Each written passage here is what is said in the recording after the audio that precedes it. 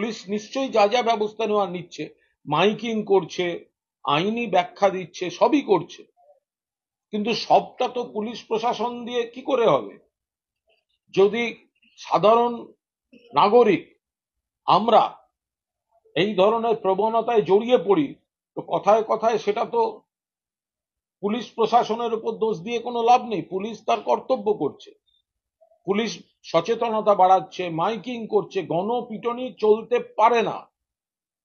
গণপিটুনি, কাউকে অপবাদ দেওয়া, গুজব গুজব ছড়িয়ে দিয়ে কোনো টার্গেটকে জনতার রোষের মুখে ফেলে দেয়া, এই জিনিস চলতে পারে না, চলতে পারে না, চলতে পারে না। ক্ষেত্রে দেখা যাচ্ছে ছেলে ধরা বলে রটনা রটিয়ে দেওয়া হলো, কিন্তু অ্যাকচুয়ালি আদৌ সেটা ছেলে ধরার ঘটনা ছিল না। কিন্তু বিরাট মারধর করা হলো, কয়েকজন বীরত্ব দেখিয়ে গেলেন, এমনকি এক মহিলার উপরও মারধর হয়েছে। ফলে এগুলো থামানো প্রয়োজন। এটা শুধু রাজনীতির বিষয় নয়, প্রশাসনের বিষয় নয়, এটা এবং যারা এই গণপিটুনিতে জড়িত বলে অভিযোগ দেখা যাচ্ছে, তারা যথেষ্ট সচেতন, শিক্ষিত অনেকে বেরোচ্ছেন সেখান থেকে। তো তারা কি করে এসব ঘটনায়, বাংলায় এই ঘটনা নতুন নয়।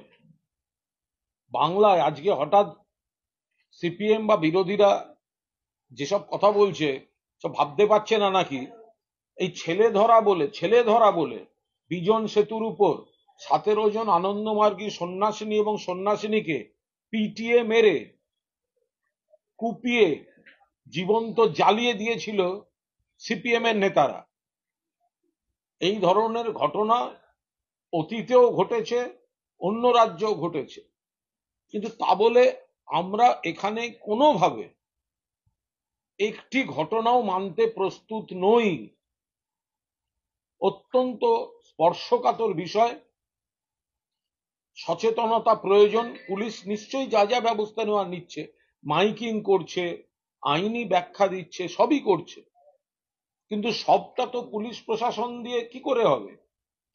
যদি সাধারণ নাগরিক আমরা এই ধরনের প্রবণতায় জড়িয়ে পড়ি, তো কথায় কথায় সেটা তো পুলিশ প্রশাসনের উপর দোষ দিয়ে কোনো লাভ নেই। পুলিশ তার কর্তব্য করছে, পুলিশ সচেতনতা বাড়াচ্ছে, মাইকিং করছে। গণপিটুনি চলতে পারে না।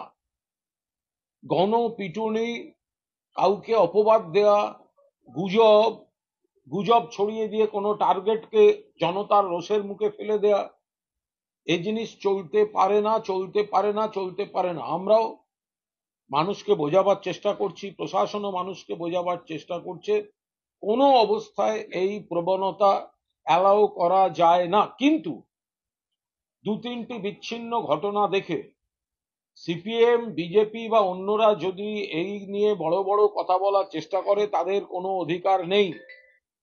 কারণ এই ধরনের ঘটনা বাম জমানায় কুৎসিতভাবে ঘটেছে। গণহত্যা হয়েছে, গণহত্যা ছেলে ধরা রটনা দিয়ে। বিজেপির জমানায় অন্য রাজ্যে একাধিক বিতর্কিত ঘটনা ঘটেছে। ফলে যেটা ঘটেছে সেটা উদ্বেগজনক, সেটা নিন্দনীয়, সেটা প্রশাসন ব্যবস্থা নিচ্ছে, সেটা দলের তরফ থেকেও সাংগঠনিকভাবে মানুষের কাছে আরো ক্যাম্পেইন করা। এর সঙ্গে এই নিয়ে রাজনীতি করবেন না, এটা রাজনীতির বিষয় নয়, দলাদলির বিষয় নয়, এবং সামগ্রিক আইন শৃঙ্খলার বিষয়ও নয়। এটা চার পাঁচটা সচেতন শিক্ষিত ছেলে একজনকে পেটাচ্ছে, আপনি কাকে বলবেন? এ তো মাথা পিছু পুলিশ তো দেওয়া সম্ভব নয়। সচেতন শিক্ষিত লোকেরা যদি এসবে জড়িয়ে যায়, তাহলে সেটা অত্যন্ত খারাপ। ফলে আমরা এটা মানুষের মধ্যে আরো সচেতনতা, আরো কড়া বার্তা প্রশাসন যেমন দিচ্ছে, আমরা সবাই আমাদের কর্তব্য পালন করার চেষ্টা করব। একটা জিনিস দেখা গেল যে যাদবপুরে যেমন হস্টেল কাণ্ড হয়েছিল, সেটা একটা অন্য ঘটনা ঘটতেছে। সম্প্রতি আরেকটা হস্টেল কাণ্ড হলো গতকাল, উদয়ন হস্টেল।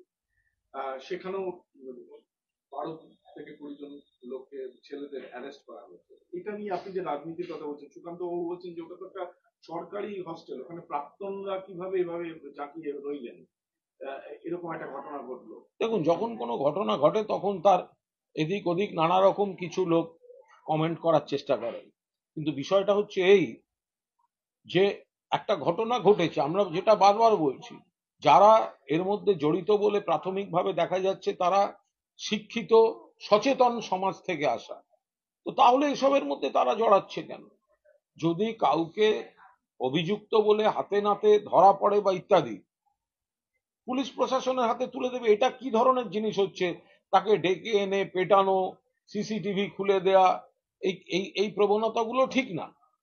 কিন্তু বিজেপির শাসিত রাজ্যগুলিতে যে ধরনের বহু ঘটনা ঘটেছে, সিপিএম জমানায় ছেলে ধরা বলে যেভাবে গণহত্যা হয়েছে, তারপরে সিপিএম নেতাদের মুখে, বিজেপি নেতাদের মুখে এই নিয়ে কোনো জ্ঞান শোভা পায় না। এটার সঙ্গে রাজনীতির সম্পর্ক নেই, এটা সম্পূর্ণভাবে একটি সামাজিক কোনো একটা দুর্ভাগ্যজনক বিচ্ছিন্ন প্রবণতা। এগুলি প্রশাসনিক কড়া ব্যবস্থা এবং সচেতনতার প্রচার, এই দিয়ে আমরা মোকাবিলা করার প্রক্রিয়া চালাচ্ছি।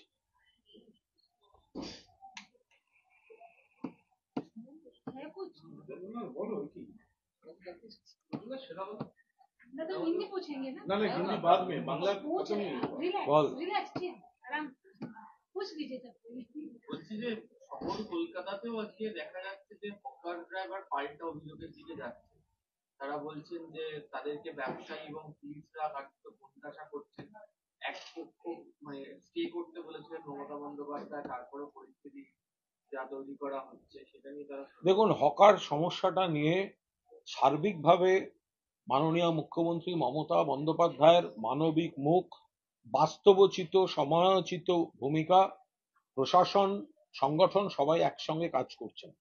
এটা সামগ্রিকভাবে হকার উচ্ছেদের বিষয় নয়, এটা সময়ের ডাকে সাড়া দিয়ে হকারদের একটা বিধি এবং নিয়ন্ত্রণের মধ্যে আনা।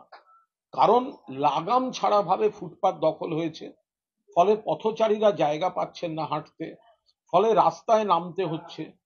রাস্তাও বহু জায়গায় হকাররা নেমে এসেছেন, যান চলাচল ব্যাহত হচ্ছে এবং দুর্ঘটনার প্রবণতা বাড়ছে।